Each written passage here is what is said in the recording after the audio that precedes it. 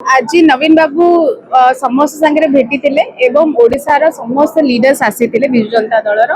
सबु प्रकार आलोचना होता निर्वाचन स्थल आलोचना होता निर्वाचन मंडली केमती कौन चली केमती आगु संगठन करा संगठन केमती मजबूत हम ता विषय आलोचना चली आज आलोचन नवीन बाबू प्राय प्राय घंटे 2 घंटा बसिक समस्त को बहुत पेशेंटली शुणिले बहुत भल लगे गोटे आम समस्त मध्यम गोटे बूस्ट गोटे मोटिवेशन मिली कि आगु को भी दल एमती ही चलो एवं निश्चित रूप से आपड़ देखिए लोक तो बहुत हंतसंत है डबल इंजिन सरकार निश्चित रूप से बहुत बढ़िया फॉर्म रे आसीबो एवं बिजु जनता दल मान भीतर जो मनमालिन्य टिके चलची कवि सूर्यनगर आपनको ये भीतर किछि हला कि केमती मनमालिन्य